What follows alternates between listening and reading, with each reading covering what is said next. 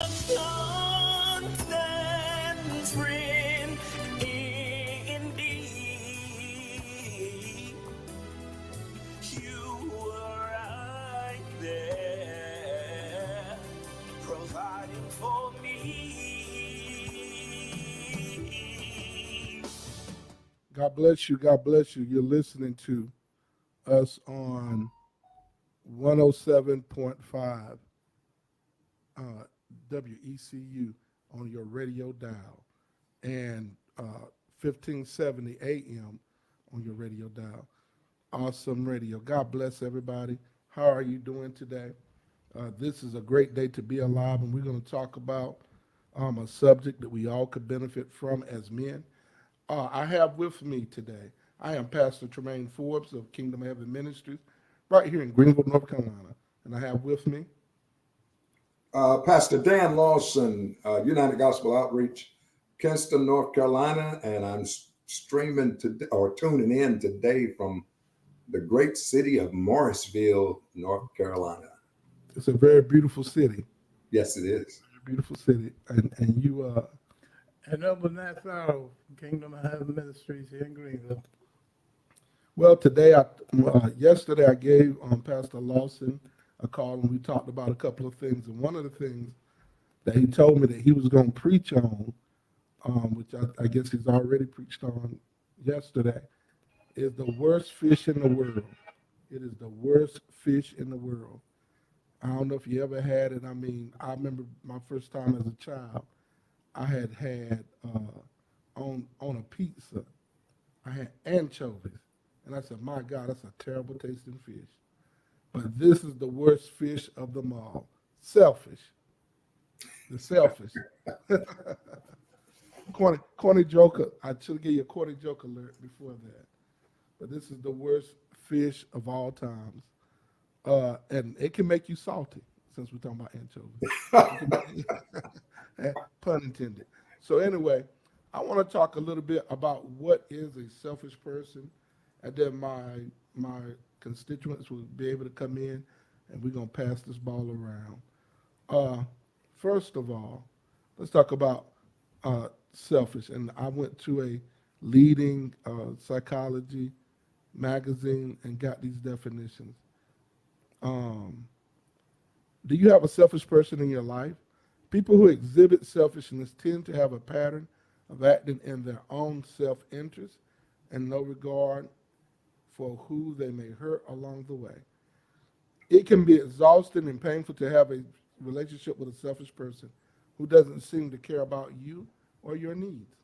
Many different factors may lead to people to behave in selfish ways.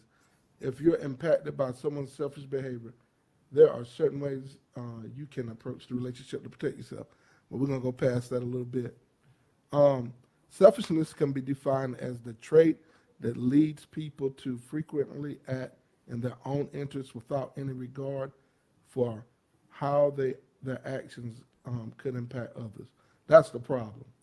And then I'm going to give the tendency of to act excessively or solely in the manner that benefits oneself, even if others are disadvantaged. Some signs of a selfish person include have no regard for how their behavior impacts others.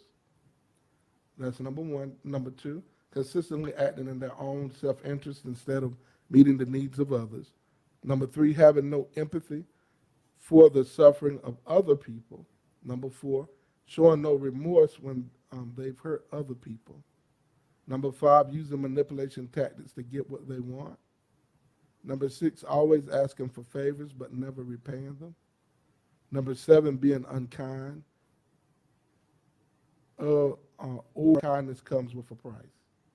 Number eight, using others to get what they want. Number nine, giving back to others, not giving back to others. And number 10, feeling entitled to always getting what they want, even if it means the others will be pushed down. So let's put it around. So what do y'all say to that?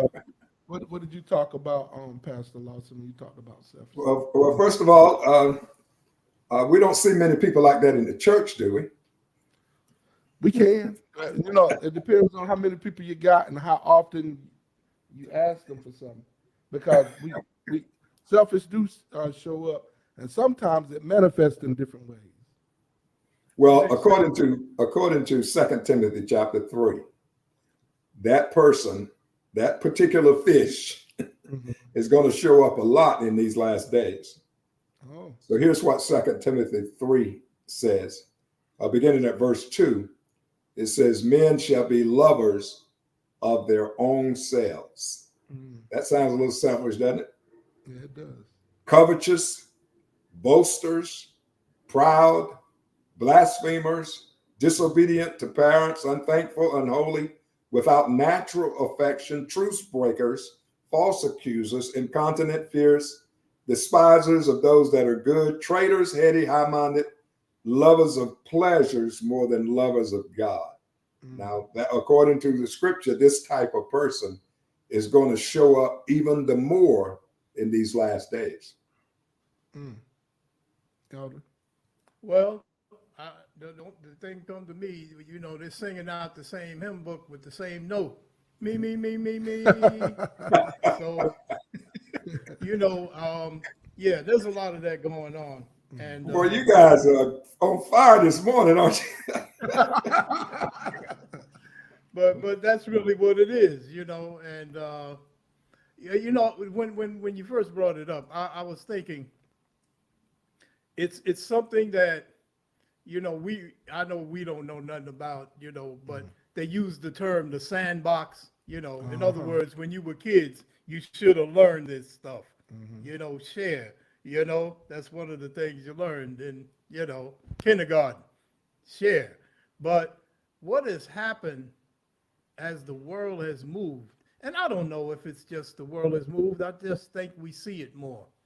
And a lot of things can contribute to people being selfish, not making excuses for them, but a lot of times how people grow up, the things that they've had or didn't have may cause them to be, you know, holding on to things. And, I know that a lot of people that grew up during the Depression, when there wasn't a lot of things, they tend to hold on to things. Yeah. So, that can kind of lead to some of that too. I'm not saying that's the cause of it. I'm just saying, sometimes we need to look under the hood and behind what causes people to do that, to be like that. That is true. Yeah, I think one of the biggest problems with selfishness causes you to ignore the purpose of God in your life. You're so tuned in to what you want that it's almost impossible for you to see what God might want to do in your life, how he might want to use you, how he might want to fulfill a plan through your life, because you're so centered on what you want, that you can't even consider, you don't even have room to consider what God might want out of your life. It's interesting, now in the days of social media, excuse me, y'all, the days of social media and different things that we have in that nature, and infomercials are prevalent. This certainly is a characteristics of our present age. When men and women are encouraged to love themselves, people are told to love themselves unconditionally, and such self-love is the foundation for a healthy human personality. Matter of fact, Whitney Houston told us, and I ain't picking on nobody, that the greatest love of all is learning to love ourselves. And we sung it, the children sung it, I sung it in middle school. It was in about every talent show for when I started in, I think I was in sixth grade, all the way up to probably 2 years after I got out of college. Some kid would get up and sing. I'm learning. They start talking about the children of the future, but then they talk about the greatest love of all. Now I kind of get what she was saying, but we got to get to a place where, like what Elder said, that we start to pay some attention to la, ti, fa, do, tu, instead of just me. And it's oftentimes that when we get to approach where what am I getting out of it? Everything is what do I get out of it. We end up by ourselves. And the only thing we get out of it is loneliness. But go ahead, Elder. No, I agree with you. But you know that song was the theme for the Muhammad Ali first, that picture about him. Oops. No, I actually didn't know that was. Yeah, that was the theme song. Yeah, But anyway, I was too young. yeah. But anyway, let me to getting back to what you were saying. One of the things I just thought about is that what Pastor Lawson was saying. And we got to understand, if we have our relationship with God right, then it kind of negates that, because that's what Jesus was talking about when it comes to worry. A lot of that selfishness comes from to worrying about what you don't have and how you can get. You know what I'm saying? And if you're not balanced in your relationship with God, Yeah. then you're worried about things. And Jesus specifically was saying, don't worry about things. I got this. God has got this. So a lot of times that comes from, okay, I got to take it all for myself. Then you're not trusting God.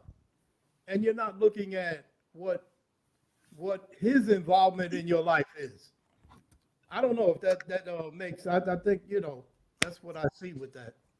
Oh yeah, that's definitely it. You often hear preachers when they testify and talk about how they came to the Lord, they talk about how tough it was.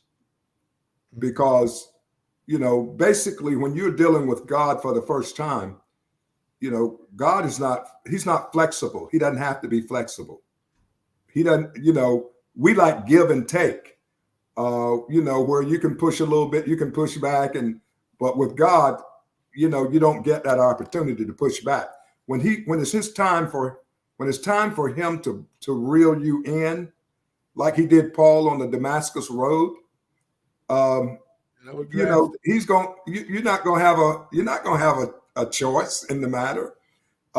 It's like, and that's why you hear preachers when they testify, they talk about how hard it was for them. When the Lord started dealing with me, it was like he pulled the whole rug out from under me, and everything that I wanted for myself, everything that I liked for myself, it was going, and I couldn't do nothing to pull it back. It was just going. It was like it was just being taken away, taken out of the picture, and there was nothing I could do. And it took me a while to understand that I needed to yield, because it's hard to kick against the pricks when God started reeling you in. If I had wisdom, I would have just yielded and just let the Lord have his way. But because I didn't have that wisdom, that was the worst part of my life when God was converting me. Until I got converted. I'm sorry, I didn't mean to interrupt you, Pastor. No, that's okay. But the thing is, I don't think he takes away the choice. I think you are moved to make the right choice. Oh well, no, that's not what I mean. You still have choices. What I meant was, like for instance, you got things you're holding on to. When he takes them away from you, you don't have a choice to pull them back. Right. He'll take some things out of your life and won't give you any say so. That's what I meant. Maybe choice was a bad word, but I'm saying he takes them away and you don't have any say so in terms of whether or not you can keep those things that you like and want. And that's what happened to me. And I'm sure there are a lot of other people that had the same kind of experience. I remember when God saved me. Let me say this. I remember when I wanted to pull back. I was looking at it. I really thought that I got up to some faith books. I ain't gonna say who the author was, and it almost had me convinced that faith was almost like magic, and that God was my magic genie. All I had to do just rub that lamp with my faith, and I'm gonna get everything I wanted. And it didn't kind of work out that way. God, the Lord, things I wanted, and all this stuff I wanted. God really, at that particular point in time, resisted me, probably because I was so proud. I didn't really know, anything. I probably sung in the key of me a whole lot. And I got to a place where I just said, you know what? I'm tired of this. Everything I really want, God ain't doing, and I'm leaving. I said, I can't put up with this anymore. You want to have your way all the time. And Hard-headed. I had this conversation with the Lord, and I said, and I sat there, and I said, I'm just going to live out my fleshly passions and desires. And got mad and have been saved long enough. And I said, I don't even really got no. I said, you done took everything. I said, I really don't want to. Ain't like I want to really do all this bad stuff. I just want you to do some of what I want to do. You wanted to make a deal. I did, because at the time I was single, and me and Crystal had broke up for a long time, maybe a couple of years. And I'm thinking, well, God, I'm sitting here doing right, living right.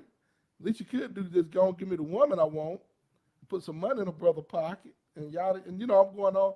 I'm mad at God. So I'm done with this. And then after a while, I just say, I ain't got nowhere to go. I said, I ain't got nobody where to go but you.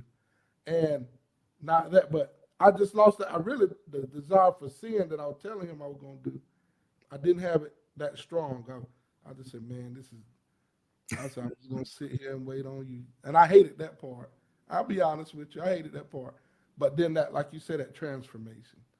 Because it's hard to kick it. Like you said, it's hard to kick against the prick.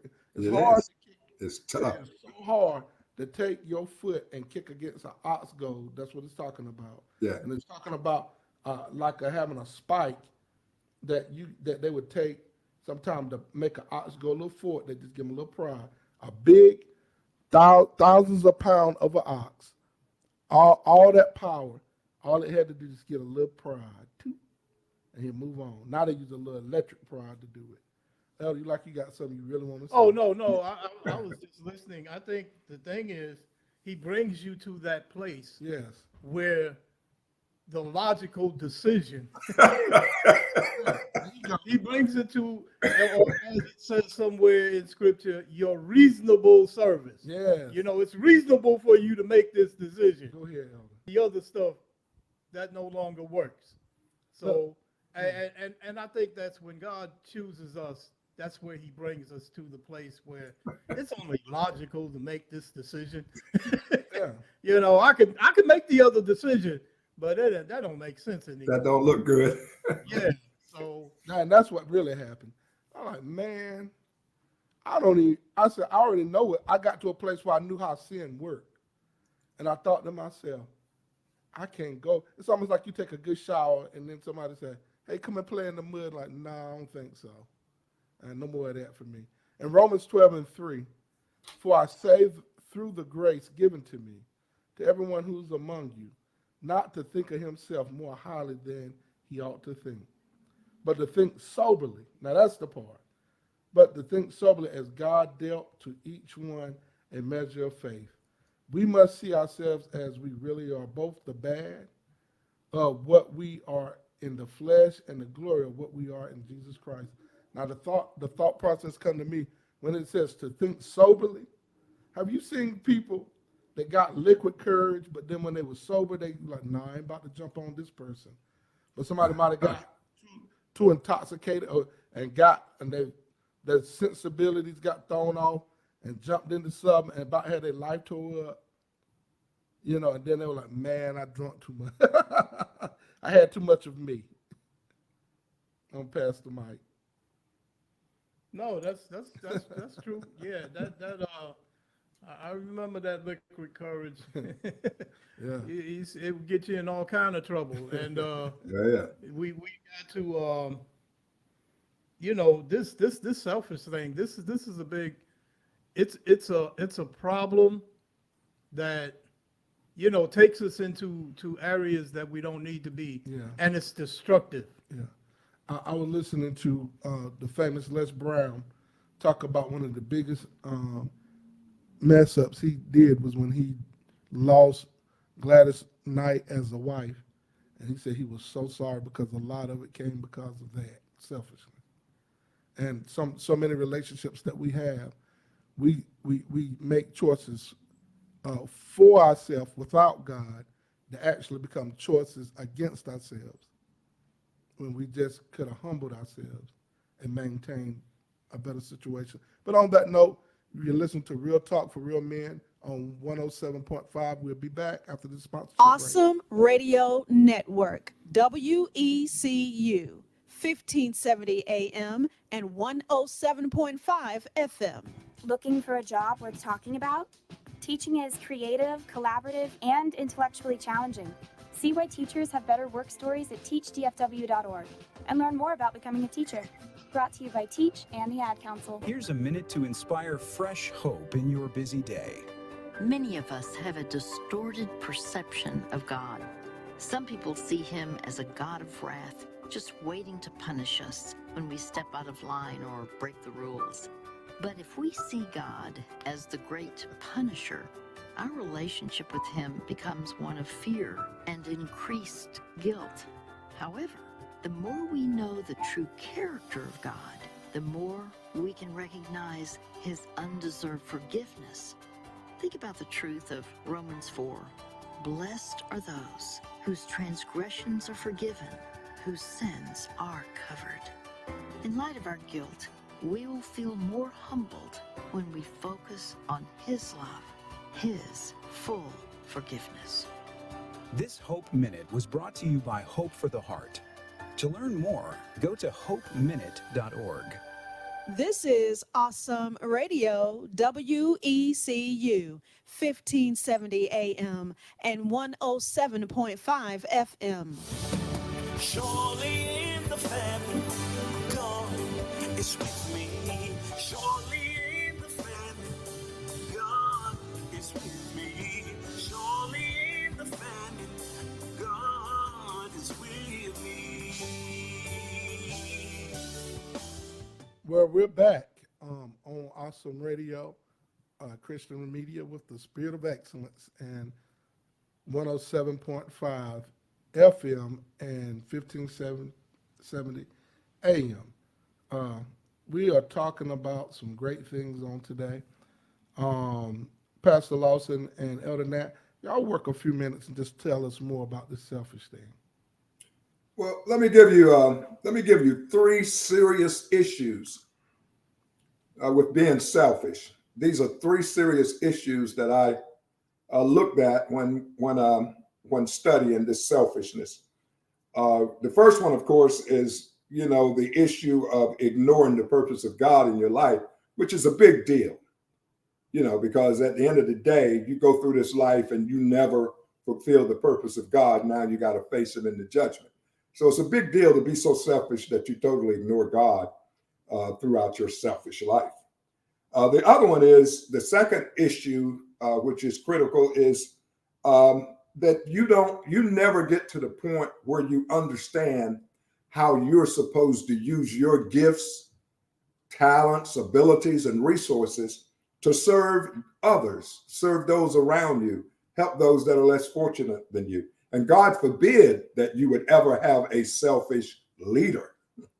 If the leader is selfish and self-centered, then whoever he's leading, that whole organization or that whole nation, is just going to be in turmoil while that person is in leadership. So that's the second one. You miss out on how you're supposed to use your talents and abilities to serve others. And the third one is when you're selfish, it causes you to give leverage to Satan. You give Satan a lot to work with when you're a selfish person. You put yourself in a position where it becomes very, very easy for Satan to use you to do evil, to cooperate with evil, to support evil. So those are the three critical areas that I see in the life of a selfish person.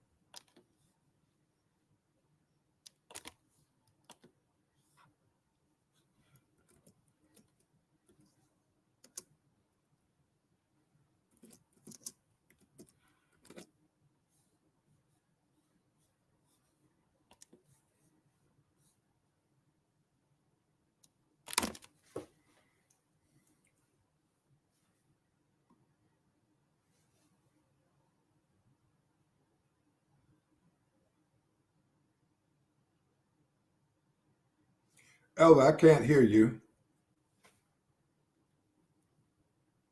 If you get caught up in this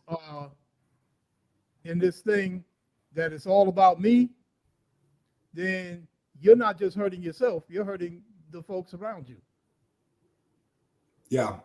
I don't know if that makes sense, but Well, I didn't hear the first part of your. I don't know what happened. Something went off with the audio, and then you just came back in. But I heard the last point that you made, and yes, I agree with you 100%. We have had some. I guess we could look back in scripture, and we can look back in history and world history, and we can probably call up some examples of leaders that were very unselfish. And we could also probably point out some leaders that were very, very selfish.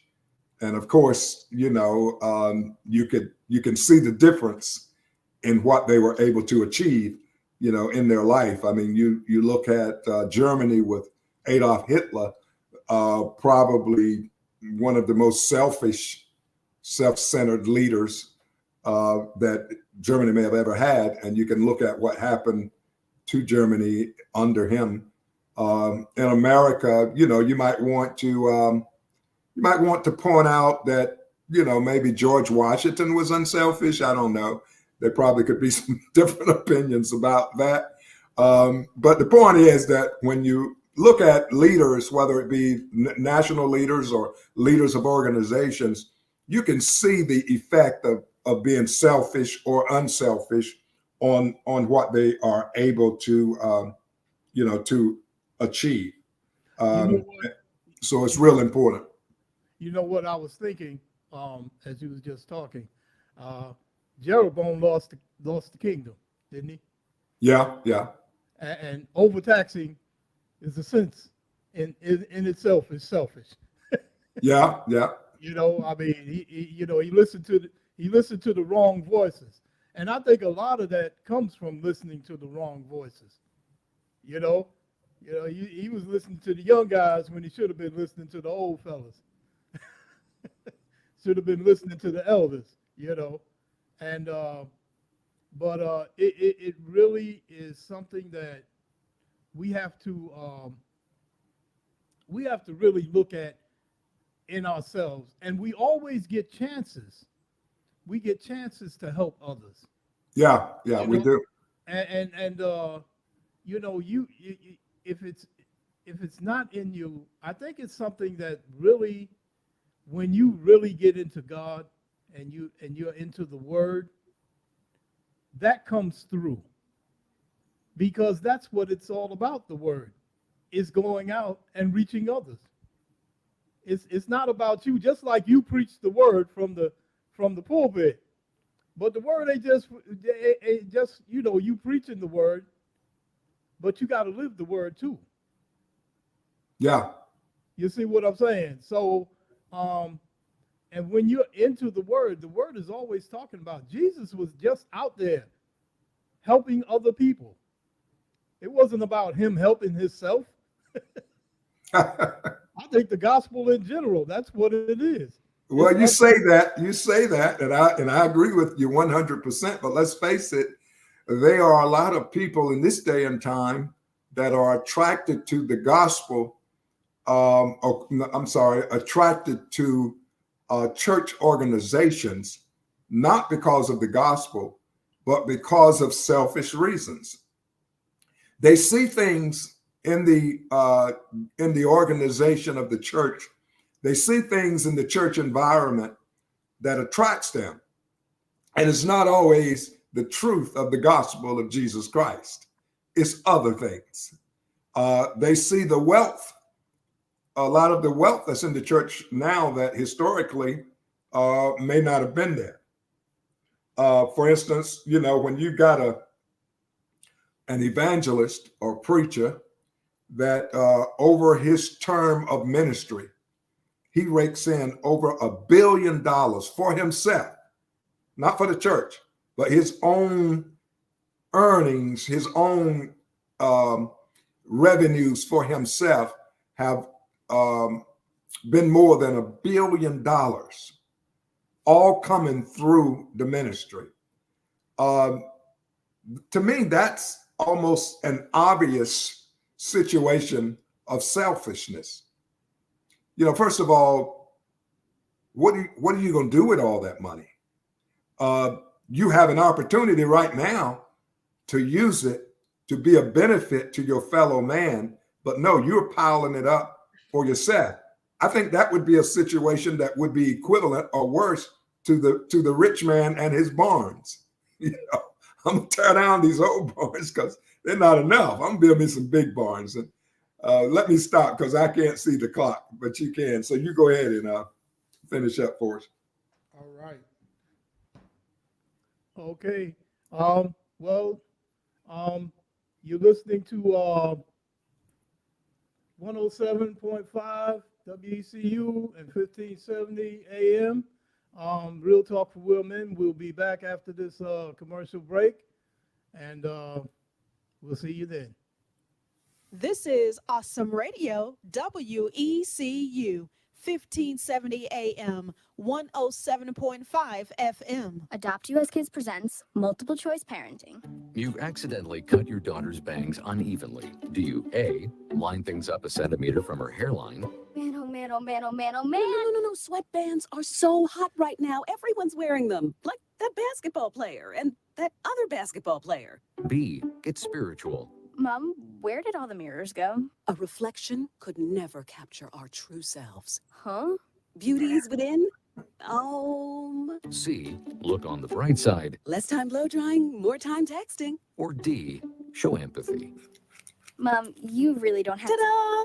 Twinsies. I kind of love it. As a parent, there are no perfect answers, but you don't have to be perfect to be a perfect parent. Thousands of teens in foster care will love you just the same. For more information on how you can adopt, visit adoptuskids.org. A public service announcement from the U.S. Department of Health and Human Services, Adopt U.S. Kids, and the Ad Council.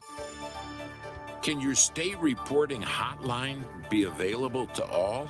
Stay tuned, this is important. If you're in ministry, today's legal alert is just for you. Here's attorney David Gibbs Jr. We have many well-meaning people call and ask our attorneys for help on understanding their state's mandatory reporting laws in regard to child abuse. We are happy to help, and it is absolutely wise to be properly informed. But regardless of your state's reporting laws, we always advise every church and every Christian school the same way. If you suspect abuse, report it immediately. Let me repeat this. If you suspect abuse, report it immediately, whether you are a mandatory reporter or not. It is vital to keep our children safe. And unfortunately, even in churches, some children run into abuse. This is absolutely not to be allowed to go on. Make sure your people know the number if they suspect abuse. And make sure, and I repeat, if you suspect any abuse, report it immediately to the authorities. Our free newsletter addresses lots of issues, like the ones we've been discussing today. It's an invaluable tool. Why not sign up for it now at christianlaw.org. christianlaw.org. WECU Awesome Radio, 107.5 FM and 1570 AM. Surely in the family, God is with me. Surely in the family, God is with me. Surely in the family, God is with me. All right, we're back on 107.5 FM, Awesome Radio, WECU. And what a great way to start your day. We have been talking about selfishness, and and now we're going to kind of move on and maybe talk about how to be less selfish in a moment. But I'm gonna talk about how we can deal with people that are selfish. First of all, we got to love them. We got to deal with them the way Christ would deal with us. And then I want to bring up this one. Don't take it personal. Understand that selfish people behave in their own selfish interests. Regardless of how you behave, their selfishness isn't your fault. Try not to take their behavior personally or blame yourself. Um, then you have to set clear boundaries. Setting, sticking to personal boundaries may help you be less affected by selfish person's behavior. For example, you might have a selfish person in your life who manipulates you into loaning them money, but have no intention of paying it back, even when you need it. In this scenario, you might consider drawing a boundary that you will no longer support this person financially. Setting boundaries can sometimes be more drastic, like leaving the relationship. Only you know what's right for you, your life, or what God has called you to do. But many people find they need to make the difficult decision to cut selfish people out of their lives for the sake of their own well-being. And that sometimes people have had to do that because of people and their drug addictions or other things that the person, where the manipulation has reached the point of being toxic. Practice acceptance. Understand that especially if they live with a mental health condition, there might not be anything you could do to change this person's behavior. The only person whose behavior you can control is yourself. It's up to you to decide whether or not you want to confront the person about their selfish behavior. But you might find a confrontation doesn't change the person's behavior as you hoped. It's difficult to practice acceptance in situations like this, but it might be necessary. And we call that carefronting. Carefronting. That means to speak the truth in love. Sometimes you just need to tell people, I can't deal with this, or we can't do this. We're going to have to look at this, our relationship, and see how we're going to proceed. See if there's a path forward. And then just get educated, especially if the person behaves selfishly because of a mental health condition. It may be helpful to learn more about their condition, especially if they live with you and their family. Sometimes we got covenant relationships. We can't just dissolve so quickly. Being educated on the root causes behind selfish behavior can help you to have empathy for the person as well as a deep understanding that the behavior is not your fault. I know some people, without calling what it is, they have a lot of mental health issues, and the empathy part, when you understand that some people might be OCD, I just say that one, and they might have a preset way of doing things in their mind. Some people have other things going on, but you have to know how much of that you can handle. But I try to have empathy for people, maybe more than I should, but we have to look at that. And then assertive communication, I love that about Elder. Elder has a skill that may take a little time to develop for you personally. Practicing assertive communication allows you to set clear boundaries to state how you feel to an individual. He was just telling me how he just had to kind of set some clear boundaries with somebody. If we're going to have a path forward, or we're going to keep having a relationship, you need to know this ain't going to keep happening. And sometimes we have to do that as a leader, people that in lead. And then even you have to, when you have a leader that's selfish, that's a curse. I'm going to be honest with you. You got to figure out some things, especially when we kind of have a natural bend toward thinking, well, God's called me someplace, and you might have been called to a particular place, but you need to understand that there's a difference between a leader that has a mindset like Moses, a deliverer, and trying to get you somewhere, than someone that has a mindset as Farrow. The Pharaohs actually would take people that was serving them and put them in a pyramid and say, you're going to even serve me even after I die. And then you dead, because there ain't no air. There ain't nothing to eat. There ain't nothing to it. So you have to start to understand that some people don't care. Even in that, if you watch them, a lot of their behavior is not nurturing. But anyway, I'm gonna pass it over to y'all gentlemen because I took a good piece of time to get into that. I think one thing we haven't discussed is ambition. Okay, let's talk. The place ambition factors into selfishness. And we got you got the scripture on that in Philippians 2, do nothing out of selfish ambition and vain conceit.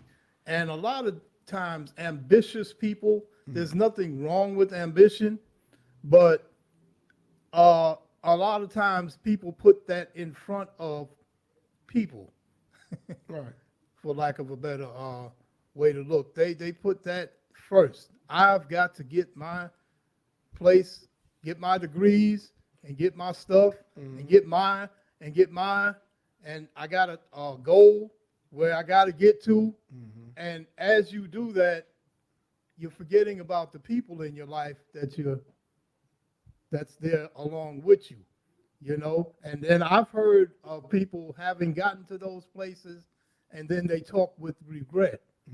Well, I didn't do this, and my kids grew up, and I didn't even, and this, and it's kind of things that they wish they had a did, that now it's too late, and the relationships that kind of almost fell by the wayside while they were pursuing their ambition. Yeah, and that's so true, and that is a hard. It really is, because I was even listening to a sportscast show early this morning, and he was talking to a semi-famous comedian. I like to say he's famous. The comedian was talking about how his father was, and then the football player he told him, you're gonna have to forgive. I like that. He said, you're gonna have to forgive. And he said, okay. So yeah, you're gonna have to forgive your dad. And then he started explaining to him that some of the things become tethered to you whether you know it or not, because you don't forgive. And in the process, he was telling the guy, like for instance, sometimes you take that stuff. He was mad. The guy was mad because his dad was never in his life until he became famous. Then one time he confronted him. He said, and he made sure that he snuck into a place to enjoy a game, and he thought nobody really noticed he was there. He said, also, you can find yourself at a Cincinnati game, and you ain't take me, and went and told his son off about how he was never there. He always knew he was like that. And he was going off on the son, the comedian. And the comedian said, he was like, you know what? Let me go and tell him how I feel. And he went off, and that's where the person told him, you're going to have to forgive. He said, because you might don't notice it. During the times when you became famous, you weren't accessible to your children. Whether you provided the school they wanted, this or that, you'll find out that sometimes your children would hold something against you while you were trying to make things happen for them. But he said, but you traveling all over the place. And I said, and the man said, wow, I never thought of that. But sometimes we practice, we emulate some of the behaviors we hate that other people do have. And even dealing with people that are selfish, we have to learn how to extend mercy sometimes, but also mercy in the sense of, yeah, I'm going to be merciful to you, but also I still got boundaries. There's a point where helping you is starting to hurt me, and we can't have that happen. Yeah, there's a lot of wisdom that's associated with how you deal with people that are selfish and self-centered. From my experience, be honest with you, I'd rather just avoid them. Sometimes that's the simplest way. The problem is if you start avoiding people that are selfish, you start running out of people. I mean, it's part of our nature. It's almost like it's built into us. Self-preservation is something that's built into the human psyche. You're gonna look out for self first. Kind of. And it's something we have to overcome. And we got different levels. People are at different levels in terms of how well they overcome, their own selfishness and self-centeredness. So, one of the things, there are some people that I have made the decision to avoid.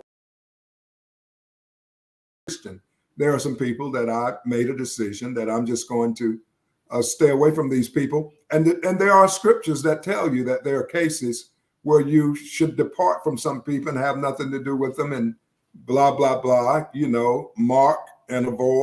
mark them and avoid them. And usually it's selfish people that you have to do that with. Selfish people can provoke you. Sometimes selfish people can bring the worst out of you. And in order to not go there, and in order to not be provoked, you have to, avoid them. And then there are some people that there may be some hope for them in your eyes. In your eyes, you see hope for them, and you see how that you can be a positive influence or a developmental influence to them. And so you continue to have a relationship with them so that you can help make them better. I mean, particularly if you are a pastor or a parent, because you're going to have people in your congregation, or you're going to birth people in the world that you have to raise that are selfish.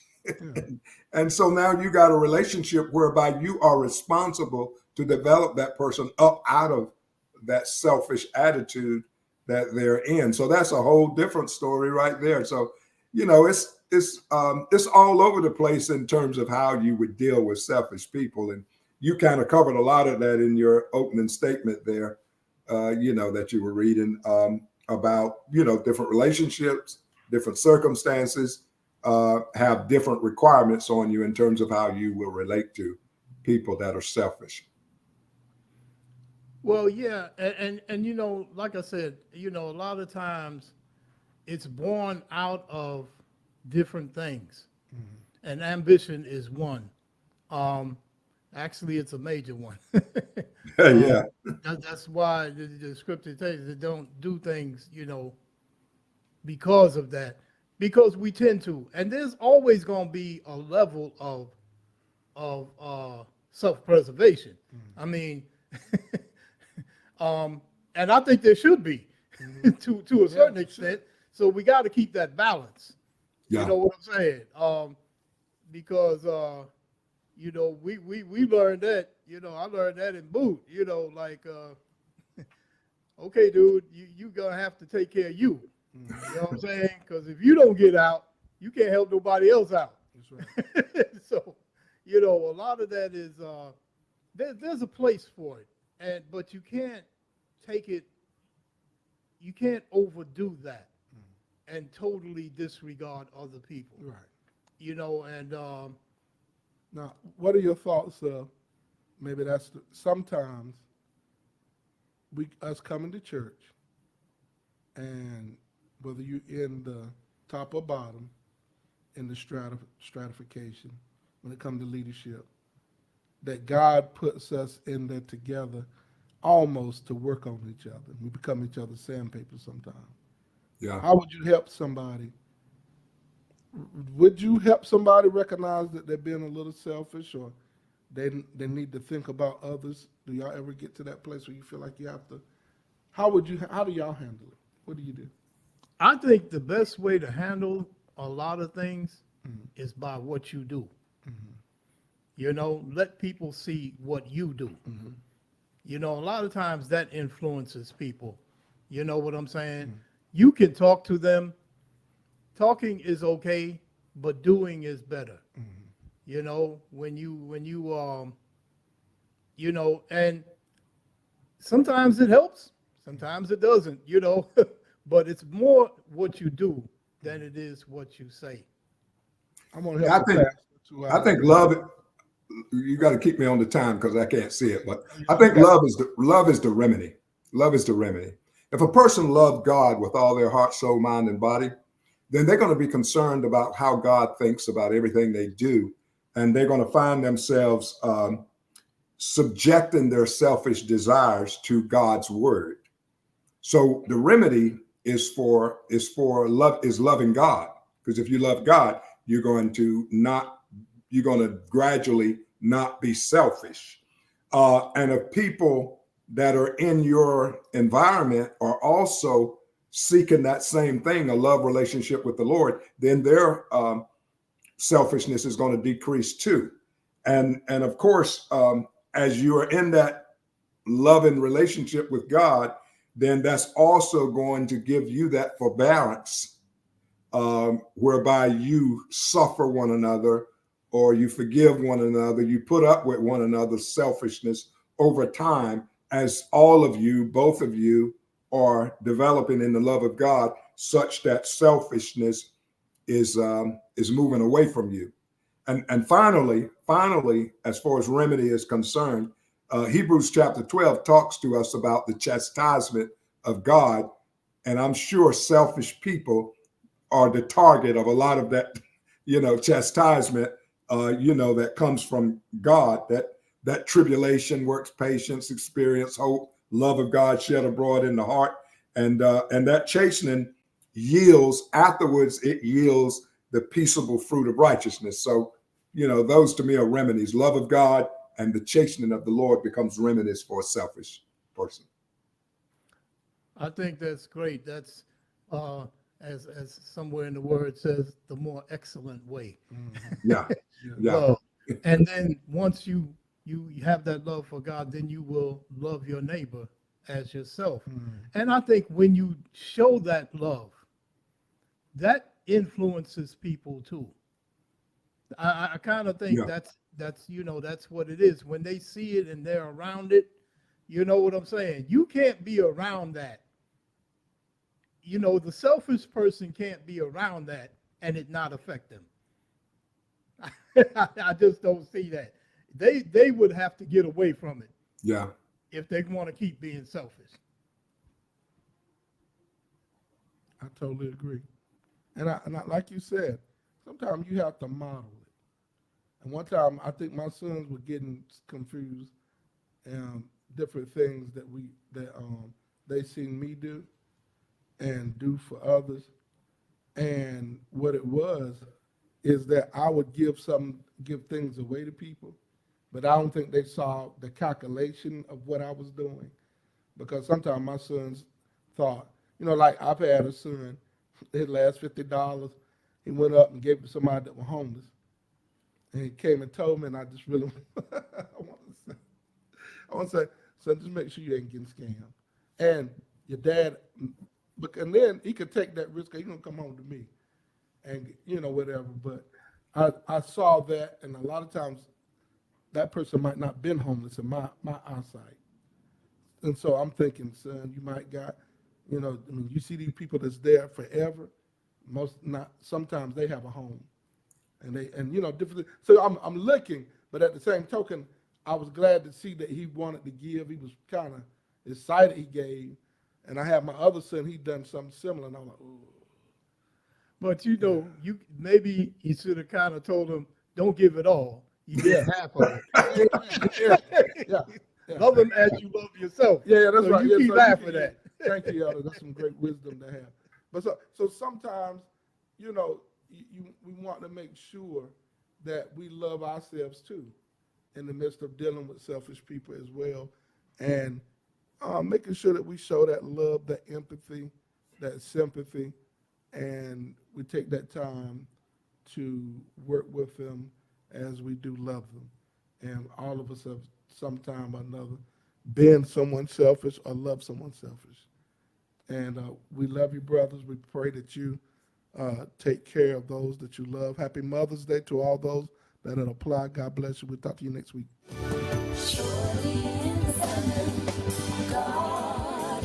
You with me. Yeah.